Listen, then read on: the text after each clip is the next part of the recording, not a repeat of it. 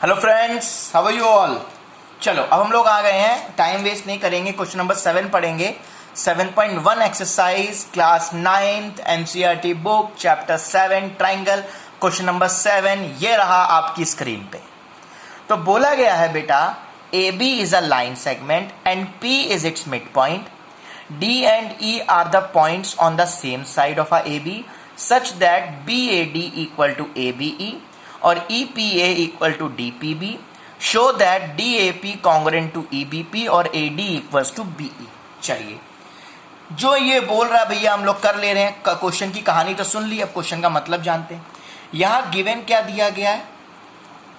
Given बोला है angle BAD equal to angle ABE, ठीक है। दूसरी चीज बोली गई है EPA equal to angle DPB। हमें प्रूफ करना है triangle DAP congruent to triangle EBP। चलो हम लेते हैं in triangle DAP and triangle EBP। हमने ले लिया भैया, ये फिगर बोला गया था, मतलब ये एंगल इसके इक्वल है और ये एंगल इसके इक्वल, ये दिया गया है, यहाँ लिखा हुआ है ऐसा।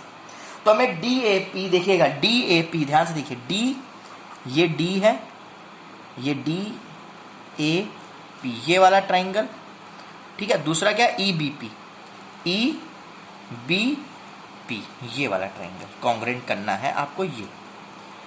ये दो ट्राइंगल मुझे कॉन्ग्रेंट करने हैं, ठीक है। ये जो नोकीला वाला दिखाई दे रहा है ना, EBP है, ठीक है। चलिए अब देखो, इसमें पहली चीज हमें पता है कि इसने बोल दिया है हमें BAD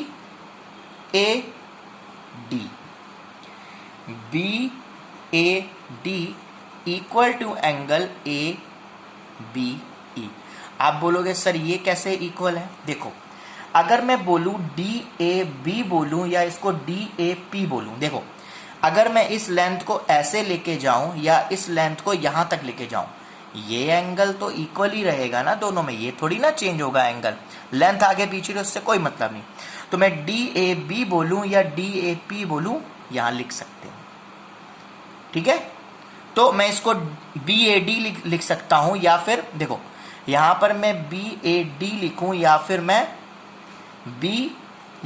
DAP लिखूं, ये एक ही चीज है, ठीक है। तो आप कंफ्यूज मत होइए, इसका मतलब यही है कि DAB लिखो या फिर DAP लिखो, बात एक ही है, ओके। तो ये दोनों एंगल गिवन हो गए यहां से। दूसरी चीज देखिएगा, हमारे पास हमें पता है AP equal to PB, AP equal to PB, मतलब ये भी गिवन है। क्यों? P क्या है? मिड पॉइंट है। P क्या है?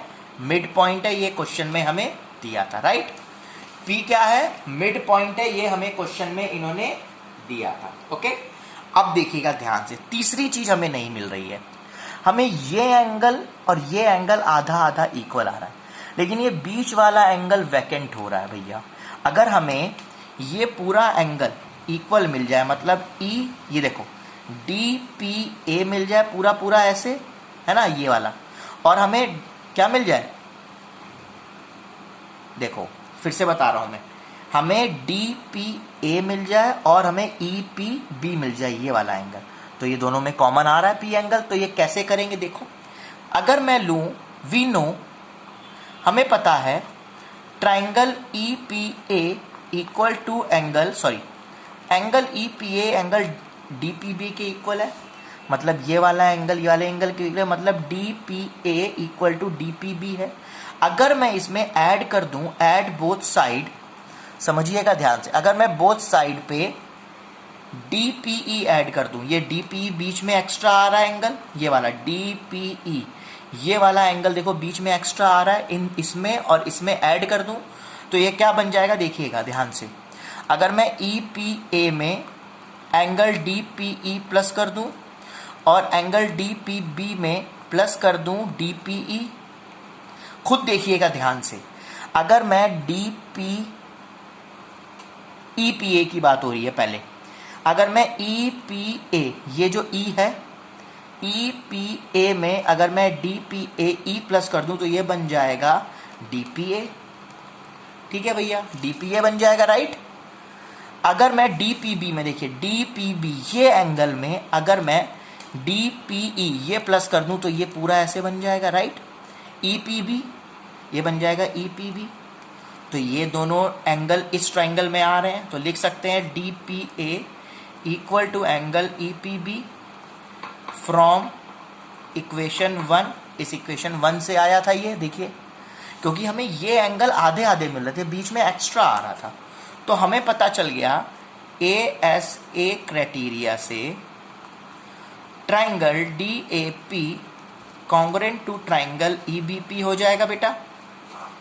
ये हमें कॉन्ग्रुएंट मिल गया, राइट।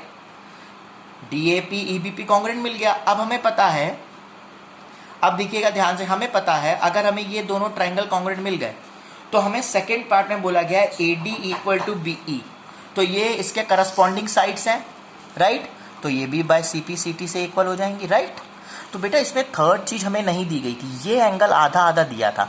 अगर मैं ये DP इन दोनों में प्लस कर देता तो ये आधा आधा DPA मिल जाता हमें पूरा पूरा, और EPB मिल जाता, इसलिए मैंने किया था। थर्ड चीज हमें मिल गई। ओके, आई थिंक आपको ये क्वेश्चन समझ में आया होगा। अब हम लोग मिलेंगे क्वेश्चन नंबर 8 पे, last question of the exercise. Till then bye bye, take care.